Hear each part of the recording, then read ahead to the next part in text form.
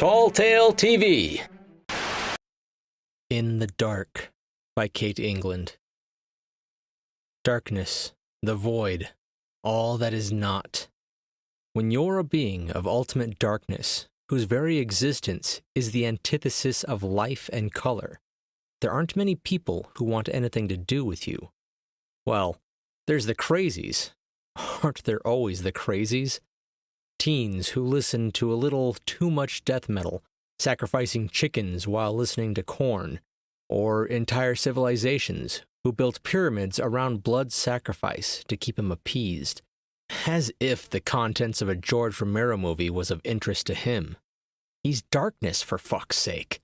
He doesn't need your blood. Give it a rest. But there was always someone who assumed that because nothing could survive in the vacuum of space, that he enjoyed killing in blood. Idiots. Another opinion that didn't make him incredibly popular. And then there were those who assumed he was evil and would take up noble quests to destroy him. As if. He had to shake his head at Knights of the Eternal Flame of Enoch. One of that order had set himself on fire to keep out the darkness, which pretty much summed up his thoughts on the matter. Morons. All told, he was fine with never interacting with anyone, gods or mortals. Which was all the more surprising when he got her voicemail, asking him out to Waffles. He'd never had Waffles. He'd long since given up texting, since he always screwed it up. But Google's voice-to-text had come a long way. "Okay, Google," he said. His voice was soft, but his phone chirped to life. "What time should I pick you up?" he asked, and then hit send. He felt foolish, almost giddy. He tried not to look in the direction of his phone, and just focused on existing, spreading the vast nothingness as far as he... Ding!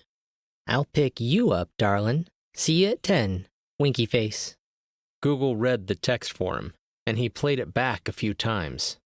"Sounds good," he sent back. And it did. And now all there was to do was wait, which was something he was really good at.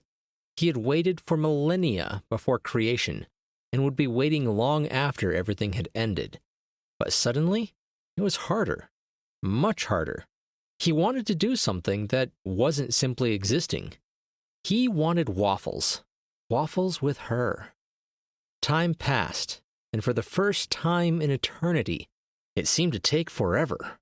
And he knew what forever felt like. He was forever. He was the cold dark of eternity. And then he saw her pulling up, rays of light piercing the veil of his realm, and colors he had never known existed melted all over the landscape he'd never seen. He put on his sunglasses, but it didn't stop the warmth spreading through him. It felt so alien, but also lovely. She stepped out of her car and smiled at him. He had to shield his eyes. "You look radiant," he said, "but everyone tells you that." She leaned forward and kissed him on the cheek, and his heart fluttered in his chest. "I always love to hear it," she said. "You ready to go?" He hesitated, but only for a moment. "I can't wait." Kate England worked as a journalist for an arts and entertainment publication for almost 10 years. She enjoys writing fantasy, science fiction, and horror. Currently, she's working on a series of short fairy stories featuring her triplets, weaving the dark and strange elements of myth and fable in with some quirks and humor. You can see a sampling of her writing on her blog, beingprompt.com, and you can support her on Patreon at patreon.com/Kate England. Oh man, I loved this piece. Short, sweet, and so surreal. If you haven't checked out Kate England's website yet, you need to. I've narrated one other piece from her already, and I was lucky enough to get permission to use several more as time allows. Her concepts are just so much fun, I can't wait.